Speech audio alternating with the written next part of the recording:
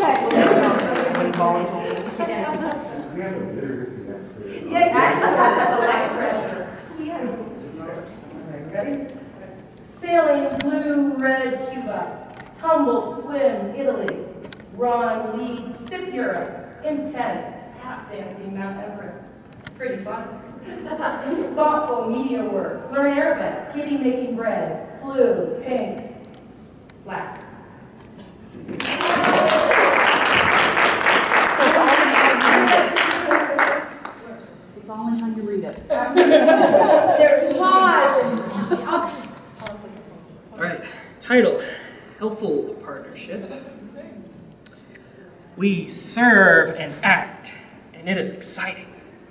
We swim across the blue-green sea of challenges with seaplanes of lovely green blinking tattoos. We walk across the Brooklyn Bridge to New York City, and maybe to Italy and Thailand and Galway, knitting purple, smelly stockings.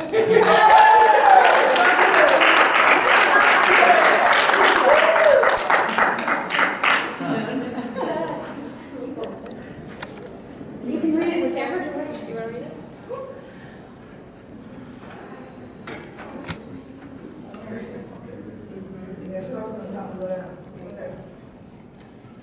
Commute running to Australia, purple, white river rafting, big fantabulous skydiving, red, violet, purple, skiing, loving India, Piedmont, Italy,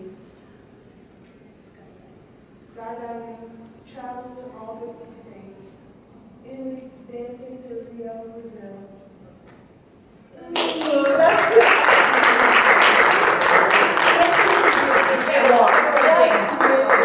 Excellent. So, the reason we did this is Kelly and I have this partnership where our students bring to the table their voice. And you each brought 5 very quick voices to the table. And you brought yourself to the table. And then you got to share it. Everyone has an equal voice in your quilt poem. And so when we bring our students, hers are international students from around the world, from Japan to Bahrain to Qatar to China, Saudi Arabia, Oman, and they get to meet up with my students who are from the middle school who are studying international studies. And they're 12 and 13-year-olds meeting various ages.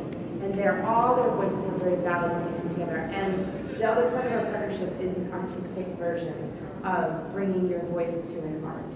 So we have authentic language learning happening on your level. My students who are trying to study the world within the constructs of a classroom.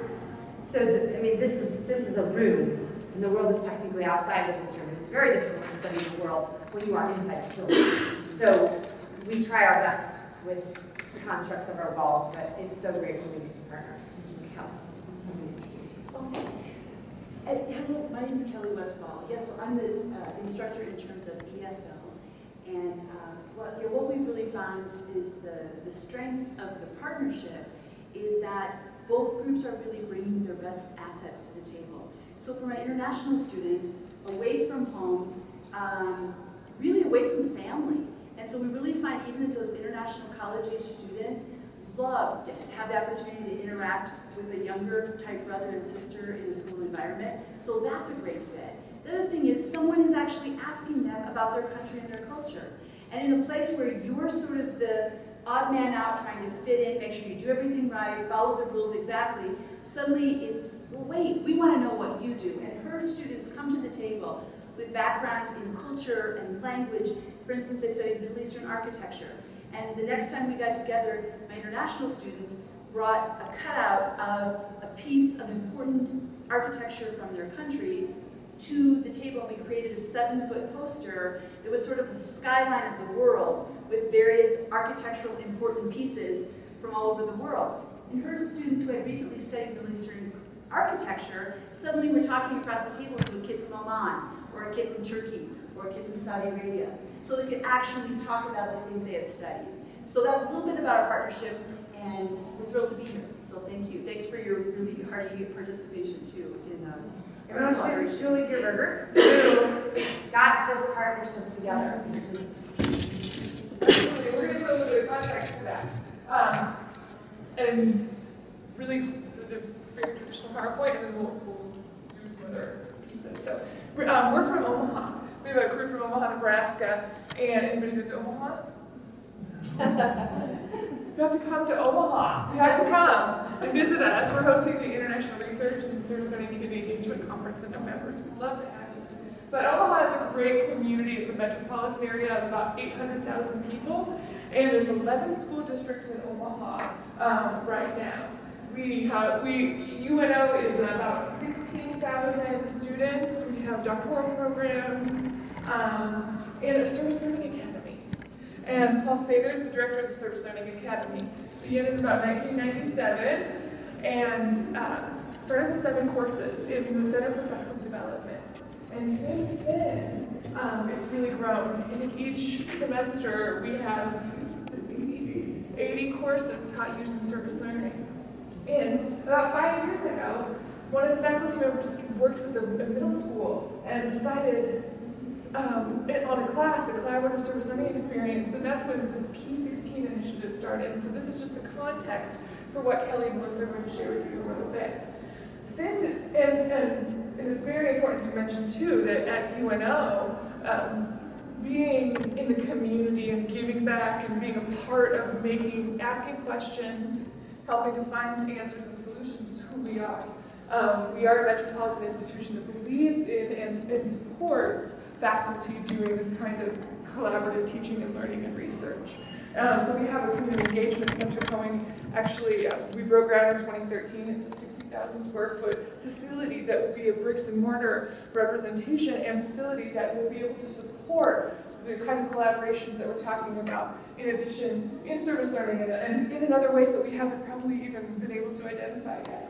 So we're really happy to be from Omaha. Love to have you there at some point. We're not all pioneers in Nebraska. So there's a lot of really exciting things happening. We use a very standard definition for service learning that connects very specifically the learning to the service through structured reflection activities. And this specific model, this P16 model, connects a K-12 teacher, a higher education faculty member, and a nonprofit partner. So they have a triangle partnership and develop collaborative teams because we think that this is absolutely essential, right? These kinds of collaborations that are moving across these silos that have been developed are a great and rich example of how we can come together to teach collaboratively. I like this piece a little bit. And so one of the ways that we get our faculty in the same room is Melissa and Kelly are from 2 different institutions within the same city that have very different outcomes that they want to achieve. Kelly's students are trying to understand English, and Melissa's students are learning about international studies and cultures. And so, but we have to bring them together, and they create this beautiful project. Through our service learning seminars that we do, these are 4.5 days, and K-12 teachers and higher ed faculty members come together in March and July. We have one next week on Monday, that's where we're starting. And they're structured around the NYLC Quality Service Learning Standards. And we also bring in community nonprofit partners. And during this week, the teams are created, relationships are built, and the faculty members create a plan. And they leave with this plan to be implemented within the next 18 months, which Kelly and Melissa are going to talk about. The community partners, their plan, support from the Service Learning Academy. We have 10 graduate assistants in the P16 initiative and 3 professional staff people. Laura Krieger is our Service Learning Associate as well. And she does a great job supporting all of the graduate students in the program. We also have very important new relationships. I'm going to go through that. Looking at these collaborations, I want to point out partnerships as one of the main points of our quality service learning standards. And as we go through, so we're seeing a lot of impact. I'm going to kind of rush through because I want to be respectful of time. We're seeing a lot of impact over, we've trained 172 faculty members up to this point. And each semester we have about 40 service learning projects happening where students are coming to campus, students are collaborating in the community on projects with college students, with K-12 students in teams that are meeting their learning goals.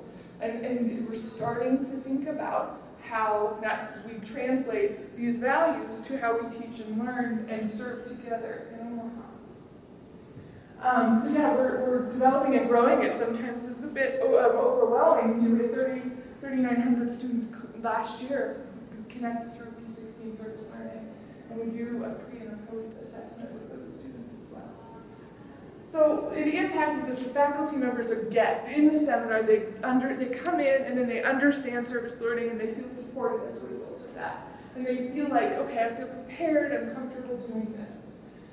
The other pieces that we're seeing, and they're meeting their course learning outcomes in a quality way. We're also seeing that, you know, increased English fluency, that our students in Kelly's classes are in increasing numbers of passing the TOEFL, so they're understanding that at a higher level. Their students are creating and meeting needs that are really developing infrastructure, and Northern Omaha Senior Center got closed down, and service learning students came together over 3 years, and now there's a brand new, the city has decided to support a new position, a half-time position to help support these seniors. 5 Native American students are graduating from a service learning project and coming to UNL. That's out of 7, and that's a huge deal. So we have tons of impacts that we'll talk about, but Kelly and Melissa are going to be able to really talk about the impacts that they're seeing from their students and through their project as well. They have a video to share with you as well, so I will turn it over to them. Does anybody have any questions about the service learning seminar or the P16 initiative before I turn it over? Yeah? I don't know what P16 means. P is pre-K through 16, so K-12, so, you know, is like senior, and then if you were a freshman in college, you'd be like in 13th grade. So yeah, through 16, so 4 years in college, and sometimes it takes more, which is perfectly fine. We should probably call it like, when we do have graduate programs too, so it could be like P20. Yeah, that's a good question. Any other questions? I have a quick question about what you just said in terms of college enrollment. Is college awareness an explicit component of your program? Absolutely, and that's really essential when we bring the K-12 students to campus, have the college students going to the schools, having them collaborate in the community, but we always try to bring them onto campus, have a tour, have a meal, have time for them to, and try to do it. One of the things we're seeing is about 4 to 6 times having the students come together is really important, and the more, as they come in, they're first very nervous, and you see them, not on their faces, but as they start coming more and more, I mean, these beverage students are like, okay, yeah, when we go back to UNL, my family loves it. You know, they get really excited too, and they're engaging their parents in ways that are new and interesting, and we hadn't expected. You know, parents are starting to ask teachers that maybe wouldn't be engaged in the, tell me about this. Oh, it's all I hear about, you know, at the table or whatever. Good question. Yeah? I have 2 quick questions. Does your university require some type of service learning course for graduation? No. Okay. And what's about your annual enrollment? At UNL? Yes. 16,000 undergrad.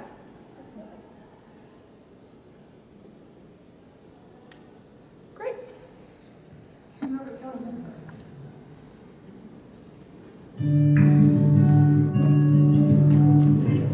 Okay, so what I found is that I teach international studies, and nobody knows what that means. Everyone knows what international means, and everyone knows what it means to study, but absolutely no one knows what it means when I say that, and I say that your student has signed up for my class, and the parents and other people are asking, well, what does that mean? And so it's very complicated, and it's a pretty long, drawn-out story to explain, but I did find that as we were working together, our partnership is also an even longer story.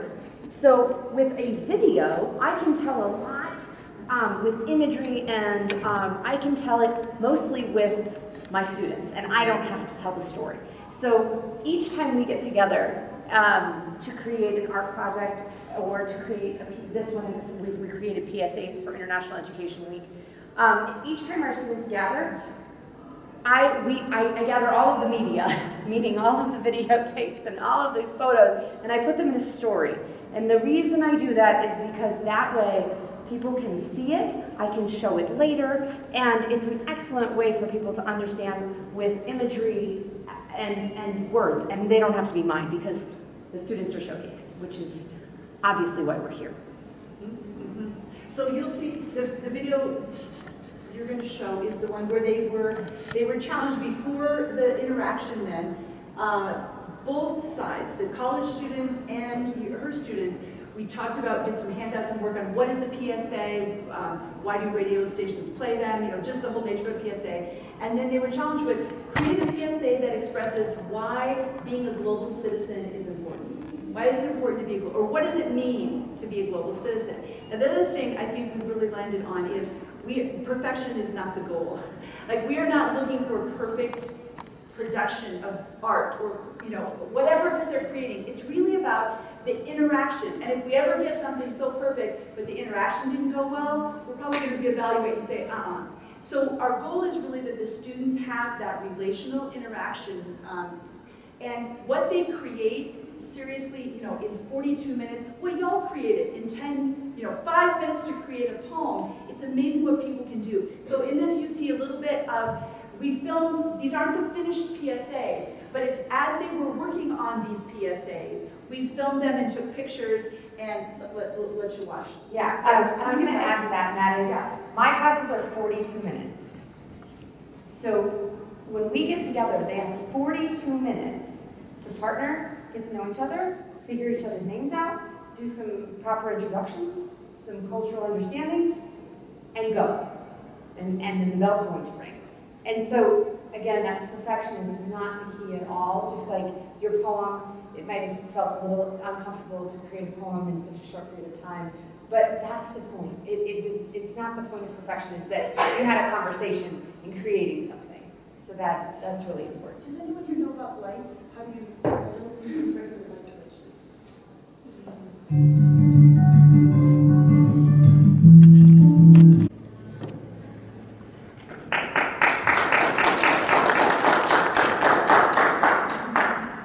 So that gives you a little bit. I think the thing to notice too, in each time she's created a video, is that we're right there with the camera. And if you notice the interaction of the students, it's just like locked. You know, they're discussing. So somehow I think when both an environment's been created where both feel comfortable and valued, and they're both bringing their assets to the table, it just has what we've just seen. Practical research, what we have seen every time. And in her group, she has students each semester. My students switch every 8 weeks. So the intensive English program at UNO is a 2-month program. So every 2 months, there's a new group of students. So her students at the end of the year will have probably met over 100 international students, one-on-one in these kinds of environments. But we have, until this moment, we have not had a relationship go bad. I mean, students, they rise up and open up and share, and we found it to be very, So our project is called Global Voices, and this was born out of many conversations between Kelly and I during the week-long seminar at UNO. And the idea that we were going through in my head is I'm trying to teach my students that I can bring in one guest speaker from one country, and all of a sudden in their mind, that one guest speaker has now spoken for every single person from that country. And although I don't want to take the value out of that one guest speaker, I also don't want them to go home saying all people from X have that exact same experience. So the idea of Global Voice says you have to hear multiple voices for something to be truly understood. And that concept for a child who is 12, 13, and 14, where they want to fill in the blank with the right answer, is very complicated because there is no right answer when we're talking about the world. It's about a perspective and a story, and when I stand in your shoes, that right answer completely changes. So they're really being challenged in the class to understand that I'm going to talk to you from Oman, and next month I might talk to a different Omani, and they have a totally different story. And this is the depth at which my students can understand something at 13, at 14, at 12. And that gives me goosebumps. It makes me cry to think I have a student who is going to go into the world knowing something I definitely didn't know at 12, and that was there are multiple voices from multiple countries. So what we get is this depth of understanding that is beyond a book, it is beyond the wall, it's beyond a pretty picture or a movie. And it's beyond a documentary, and it's beyond the BBC, it's beyond all of those things because it was real, it was right in front of them. They had a conversation and they went home and told their parents about it. And they told them about this guy from Tajikistan who likes baseball.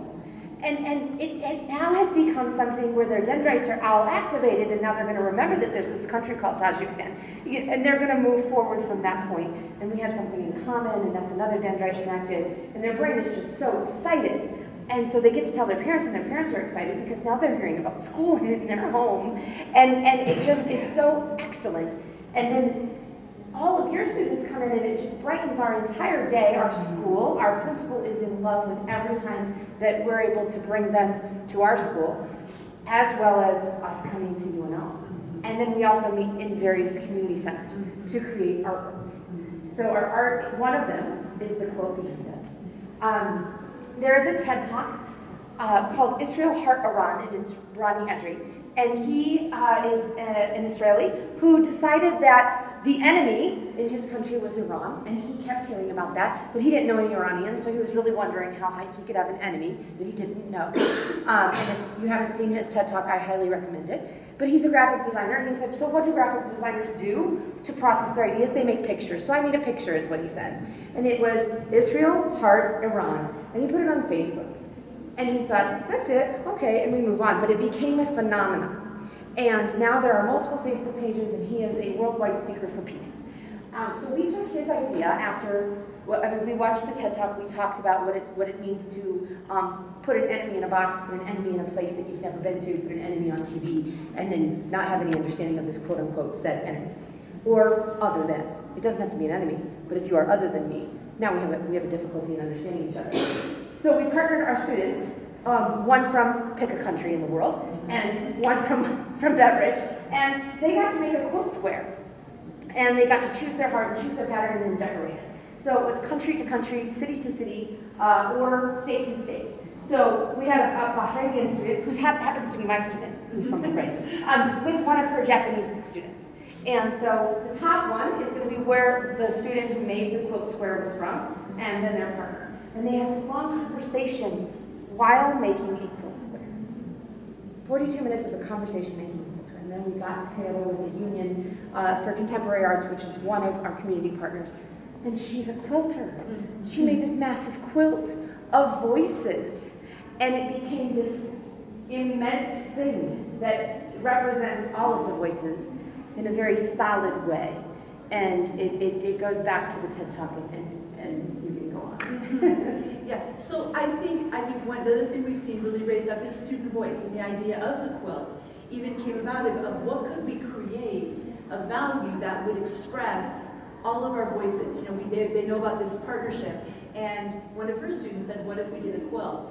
And then the community partner happened to have a quilter, you know, and this woman said, yeah, I'll take the squares, I'll come while you create, I'll talk to the students about quilting a little bit, and then I'll put the whole thing together. And I want to make sure to point out too that that was a need that was identified by the community partner, not something that, it happened that the students wanted to do a quilt, and so we said, well, okay, why would we do a quilt? And then from our community partners, they emailed out a request. Yes. For quilt squares. Yes. And so it happened, it was a need that was identified by that partner. Yes, and that community partner, the Union for Contemporary Art, my students had already been to the Union at 2 different occasions to serve and help them in construction and urban gardening project. So we already had that relationship built. So we're just sort of seeing how the whole idea of, as we care about the community cares about us, and then these needs arise, it's like, wow, we know someone who does that, or could you help us, or we're available. You need a speaker from this country, or you want to someone from this country,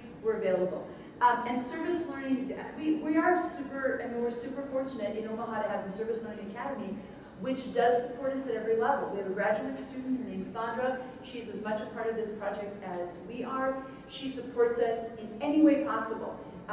You know, from organizing buses to brainstorming. She herself is an international student who has come through the intensive language program. So she said, Kelly, the internationals might see it this way, maybe we could do this to make it clearer. That kind of support. So we are very supported, and So where does that quilt live? I don't know yet. It just got done, it's hot off the press. It was finished a week ago. Yeah. We think there's going to be a great space in the Community Engagement Center for it. Because it is rather large. Yeah. And then outside the door there are triptychs, which is a triptych of Venn diagrams. And our students came together and did images from home, words from home, and in the middle is what all humanity has in common, from food to happiness to dance to celebration. And again, they got together and they came up with these things, and then they made a collage that is a triptych Venn diagram.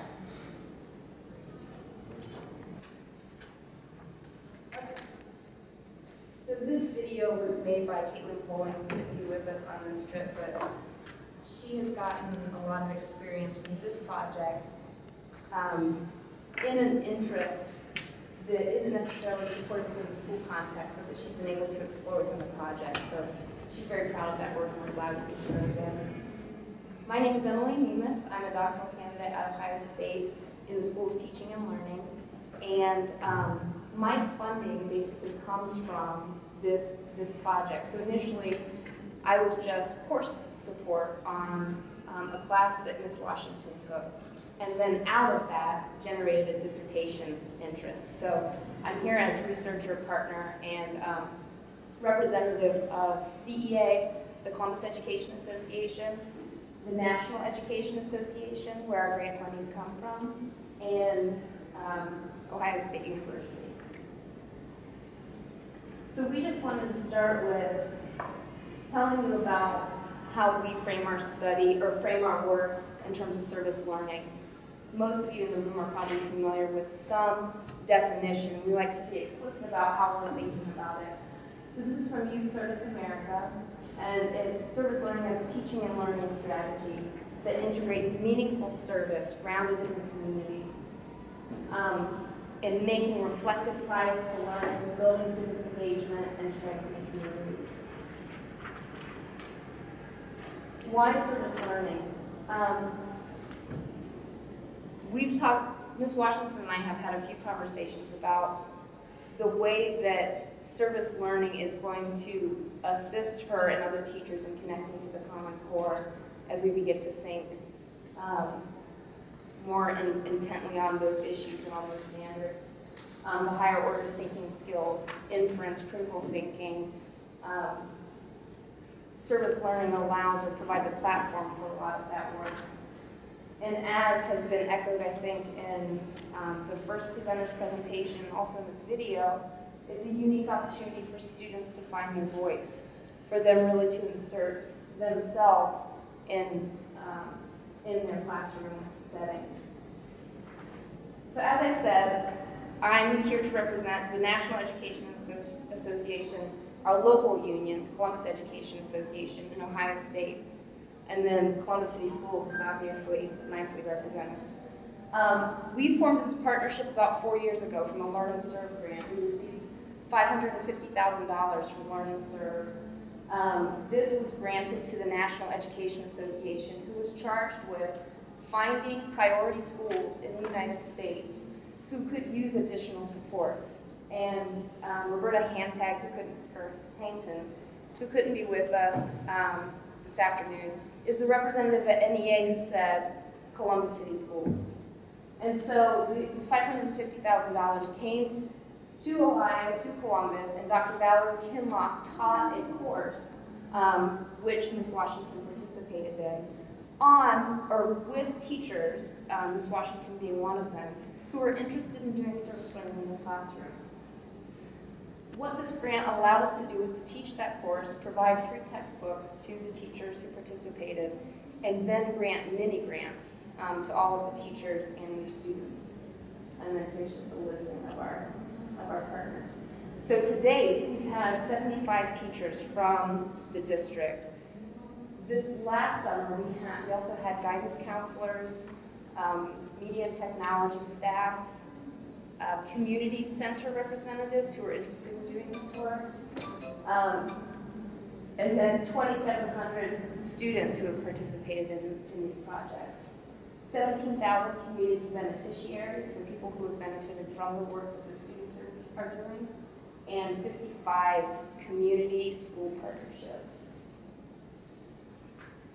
We're doing this work to think deeply about what it means to be a priority school in the 21st century with the Common Core and with a group of students who are seeking meaning in their education. So here are some of the tenets that inspire the work that's happening. Service learning serves to engage teachers and community partners as service learning advocates. So the work continues to spread. Ms. Washington might talk about this, but in her school, teachers have come to her to partner with the community garden that you saw in the video. They've come to her just to talk about what service learning is, how they might get involved. It engages students in these meaningful activities. We did a webinar I think it was a couple of weeks ago, and we prompted a question to the students: what would you do if you were a teacher in a school? What service learning project would you do? And instantly they came up with, one student said, I would have a database of resources for a student who was in trouble. They could go to this database and find and make connections with organizations. Another student said that he would focus on violence. He said there's too much violence in our neighborhood. My service learning project would be this. So this allows them to do that kind of work in an English classroom while reading and writing. Engages students in these opportunities. While the money is leaving, the opportunity is still there. The learning opportunity is still present. Decreasing dropout rate, and some of the students might talk about this. Increasing attendance. Decreasing dropout rate, increasing attendance. And then finally, creating a culture of service learning, which the students will certainly speak to, and I'm sure Ms. Washington will. So I will hand it over to Ms. Washington, who will then introduce our lovely students who have joined us in this. I guess this is me too, just to give you a sense. This is Columbus. We're the 16th largest city in the country. And that gives us a total population of about 787,033 people, as according to the 2010 census.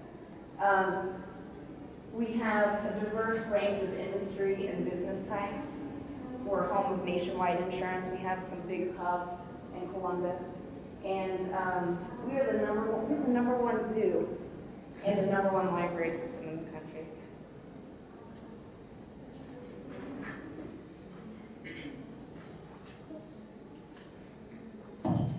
Good afternoon, everyone. My name is Tori Washington, and I am a 9th grade English teacher at Beechcroft High School in Columbus, Ohio. And before I turn it over to my wonderful students here, I would just like to give you just a little bit of background about the video that you saw and what we actually do. The video that you saw was created by, those were pictures of the entire year, and then my students came to me. Caitlin is the one that started this, and as a freshman, she came to me and said, hey, would you like somebody to just take some pictures for you? And I said, sure. And she's made one of these videos every year, and when she handed me the video, I cried. You know, and it was so moving to see what she had put into it. And when I saw that, I thought, okay, maybe we're on to something here. So what happened, the way we got started with this, 5 years ago, we have our community partners, the Church of the Good Shepherd. And they called our school and said, hey, we've got some sunflower seeds. We need some manpower. Can you send some kids over to plant some sunflowers? And I happened to overhear the phone call. And anyone who's taught 9th grade knows that by April, they're done. And we need recess, and we need it bad. And so I took them over for a couple of days, and we literally played in the dirt and had an absolute ball. And my principal trusted me enough as an educator to go over and do that. And as a result of that trust, the church actually wrote and received a grant to create the first wheelchair accessible community garden in our area. So they called again and said, hey, we've got this money. Would you like to? And I thought, would we? And they said, not only do we want you to help, but we want your students to design the garden. That opened up a whole educational opportunity for us. And the students will tell you about what they've learned and what we did with that. But that's how this whole project started. And then I took the Bringing Learning to Life course. And then I realized I was really doing high quality service learning in my classroom.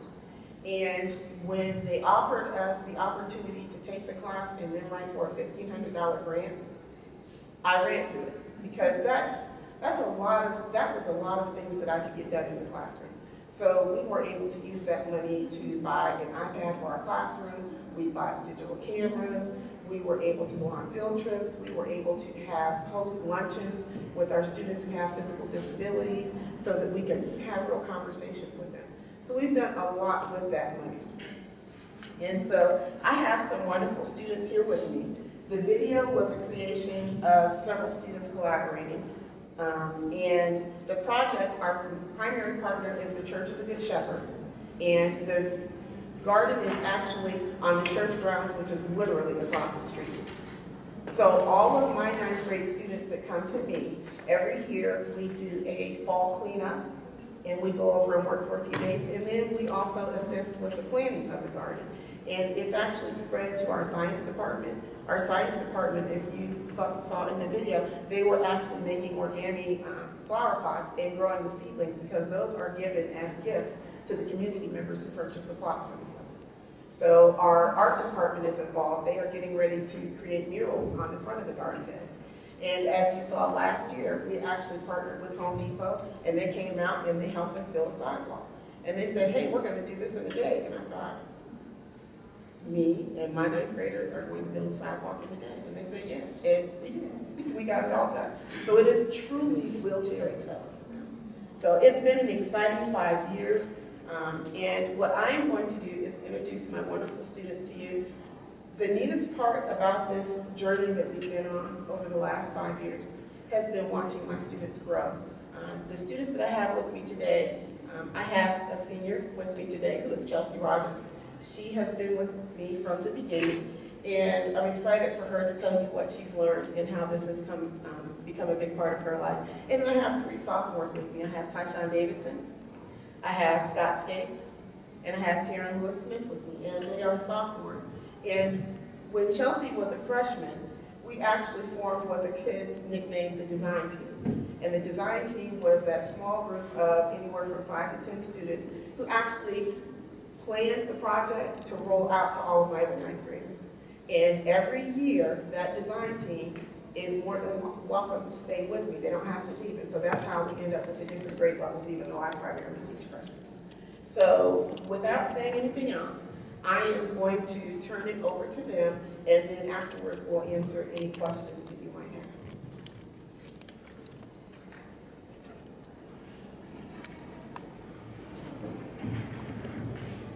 Hi, once again, I'm Chelsea. I'm a senior. I've been doing this project since freshman year. I'm just going to go over the history on it since I've been with it the longest. We did journal entries for Miss Washington every day. We come in, get our notebooks, do a journal entry. One day she had written on the board, why would you want to be a part of the design team? I have an opportunity. Why would you like to be a part of it? So I was like, well, my mom plants flowers, my grandma plants flowers. I'm at the nursery with those growing flowers out. Why not do it? Something to do in my free time. You're a freshman, you have none to do. So I went ahead and I did that, and then I got a little paper that said, come to my room, 4th period, we'll meet.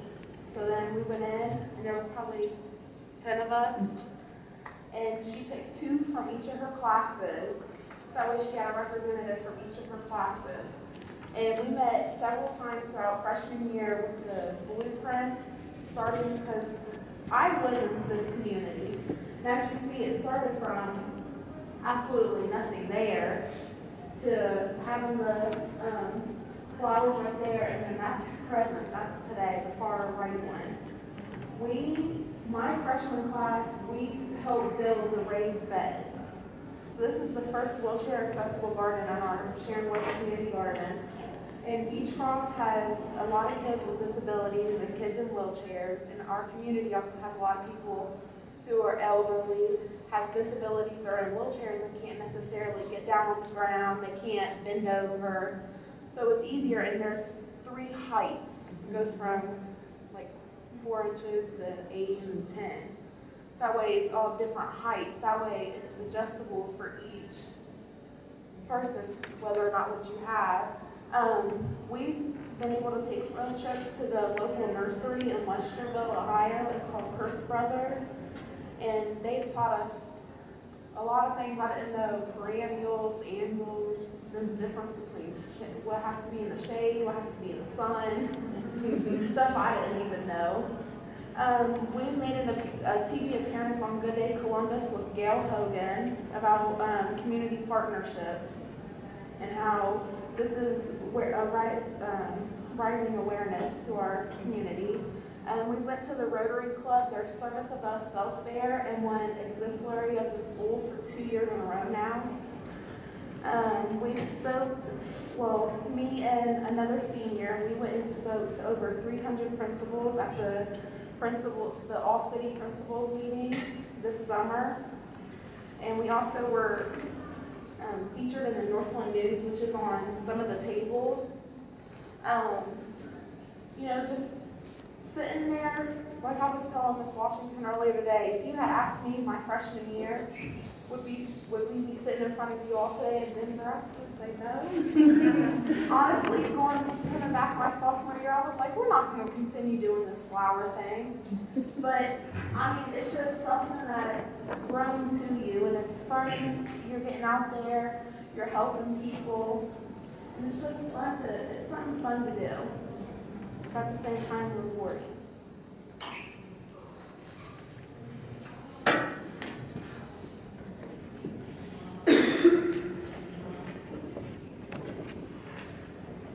Hi everyone, I'm a sophomore at Beechcroft High School. My name is Scott Staggs. I'm doing why I get involved. It's not why I got involved, because it was more of a part of me being me, the reason why I got involved.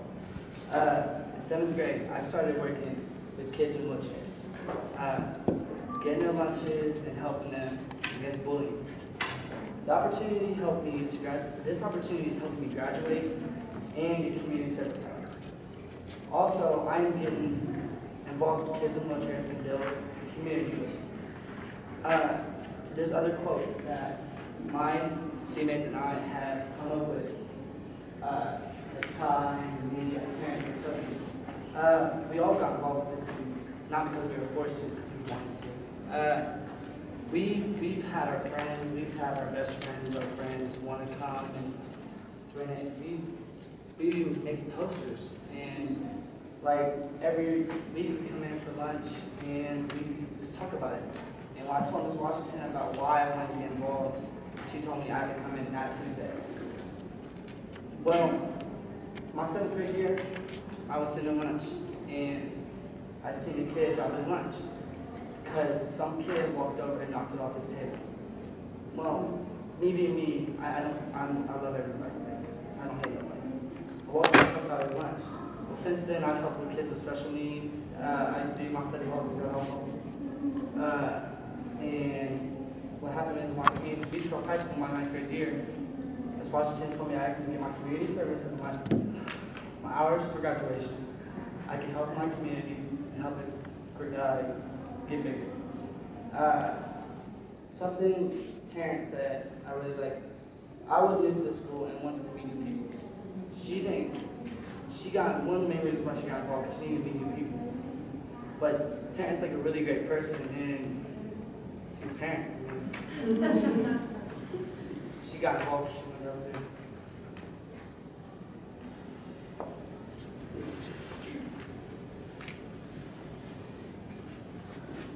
I'm going to do the personal impact because this has affected me very personally.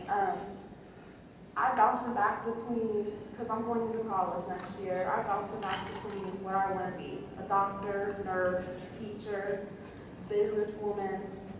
I've thrown them all up in the air. Freshman year, sophomore year when started getting more involved with the project and started seeing how everybody came together, because freshman year, you stick with your middle school. It was one middle school here, one middle school there, and then you had the football, the cheerleaders, volleyball, drill team, you had all of it. You had nobody sitting together, you had no immunity, you didn't have none of that, everybody was separated. And I think when we did this project and we all went out and we were all working together to do something that was rewarding to others, I just seen the smiles that everybody had on their face, and the reason was because Miss Washington. Everybody was so excited. It's Miss Washington's room. Let's go. We're going outside. And ever since that, our freshman class had just gotten so together. And now it's impacted me because I'm going into college to want to become a teacher, so I can do that, because not every school that you go to is going to be together. There's a lot of high schools that are still clicked. And I think as long as you, as a teacher, you're going in and you're helping and you're showing kids, well, let's work together, because it's not fair to point somebody out because they're in a wheelchair. It's not nice to point somebody out because they're on the football team.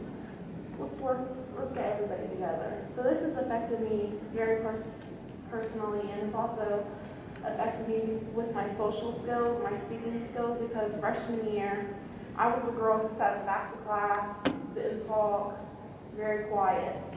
Now, I can speak in front of 300 principals, in front of 27 teachers, in front of my whole senior class, in front of my peers, and I'm not scared to do it anymore. And that's something that's very important to us.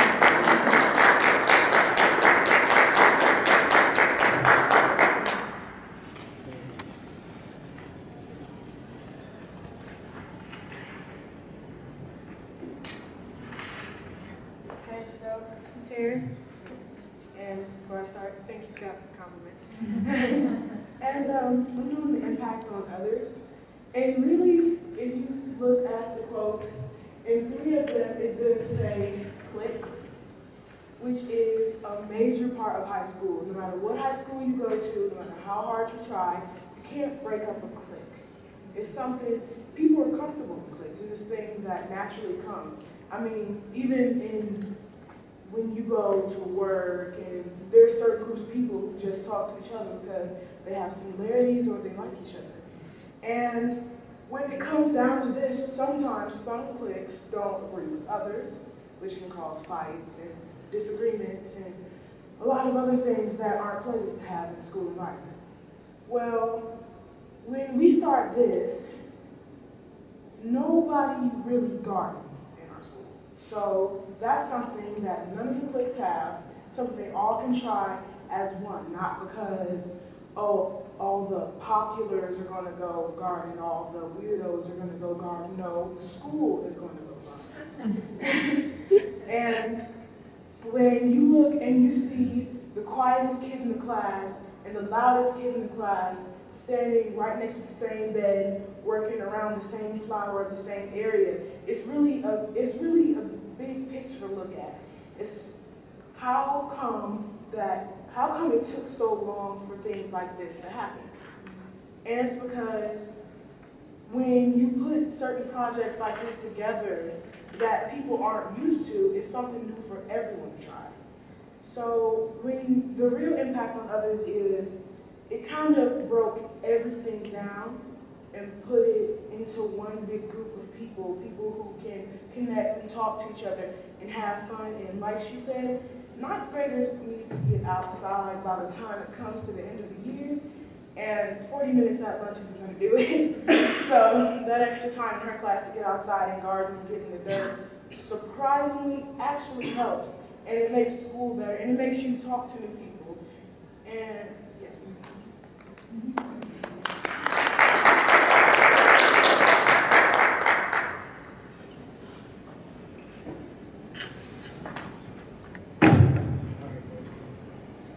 Alright, hi everyone, Tyson Davidson. I'm a sophomore at Beechcraft High School, and I'm here basically to talk to you about service learning. Well, service learning for me as like a student, like in my own view. So service learning to me is like basically helping out the community, helping out everybody in your own way, but also learning about what you're doing. So you got the service part, you're just helping out everybody, having fun doing it, and then learning. You have to learn about, like you have to learn about what you want to do before you actually do it. You can't just jump onto it, you have to actually get information, provide it, and everything. So actually with Ms. Washington, we all went to a field trip to a place called Creative Living, which is actually right behind the Ohio State University.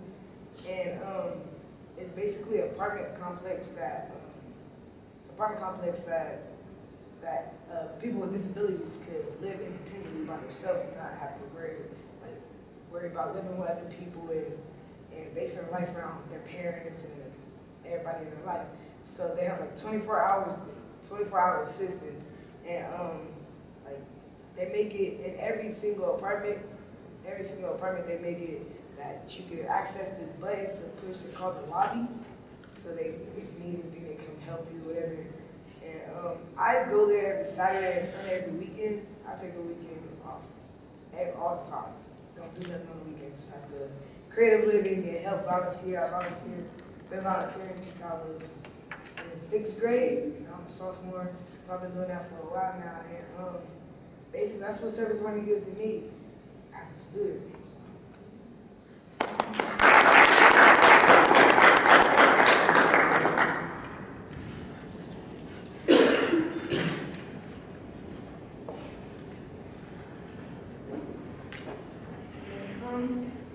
How has it helped you grow as a person? Well, for me, personally, it has shown me a whole different spectrum on life, because when you think about service learning and everything, and the community service and talking to people, it helps me know that I like public speaking, for one, and that I like doing community service. I like helping people. I like people in general, so helping them is even a better thing to do. And really, I wouldn't have talked to Scott or Ty or Chelsea because I have no classes with them. I don't see them in the halls. And if it wasn't for this entire project, I probably wouldn't be friends with them, and I am kind of close to them. And things like this, these types of experiences are things that help you have input on different things in life. Like, if you have a big presentation coming up, you've done this, so you know how to speak publicly and all types of things like this.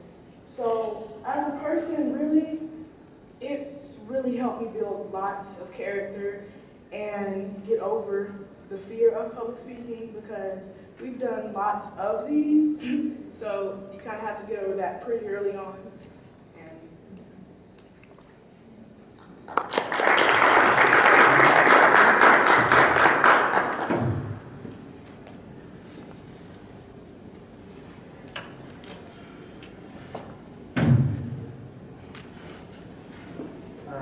Another one I'm doing is why you should get involved in service learning. I said it helps you get your community hours, makes you feel better about yourself and the experience.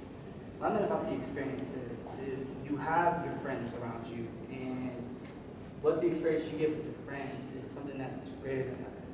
Well, I'm a person that's open to everybody, so everyone's my friend. And what happens is when it makes it feel better about somebody is when I met Bubba and Bruce. Bruce was in the thing. He was in a wheelchair. Well, Bubba and Bruce, man, they're crazy. Bubba, he'll sit there and he'll run into me at lunch. And I'll just talk to him. I'll just sit there and just talk to him. And I'll talk to him about what service learning was to him. He had no idea what it was. As Bruce, some of those are the ones I'm close with, they had no idea what it was. Ms. Washington invited us to her room for a lunch, like she said, with the luncheons. We talked to them. They learned what service learning was. It wasn't just us as a group learning what service learning was. It was the kids in the wheelchairs with disabilities. And what we did as a group, we came up with a slogan. it's physically it's physical, not mental. Well, because we would be in the hallways, kids would look at them and talk to them like they were actually like mentally challenged, but they're only physically challenged. I need to go off that school a bit. They talked about attendance a little bit. Miss Washington, she helped me a lot with school. I'm the type of person where I wake up late a little bit. She's gonna get me to come to school on time. She actually, probably last week, we were talking about Denver, and she shot me a text probably around 7 a.m. somewhere around there, and she was like, Scott, or she sent a group text. She said, be in my room today at lunch, you need to get your traveling packets and stuff. Came to her room, I just got to school. I wasn't coming to school if it wasn't for Miss Washington. I mean, we talk a lot about her because she's great. Miss Emily's great. It's just everybody we're around. Going off that. But service, why is she involved? So you're going to meet great people. You're going to meet great things. You're going to meet great opportunities. And you're going to be a part of something that's just great. Why go away from success when you can be a part of it? I mean, the cliques and everything is cool. I mean, I play football, I play baseball. I'm varsity for both. I had my clique when I first got there. Miss Washington broke it. I went to service learning, and I got my clique with people in wheelchairs. Got my clique with everybody. Everybody's in my clique now. I don't have a single clique anymore. Everybody just goes.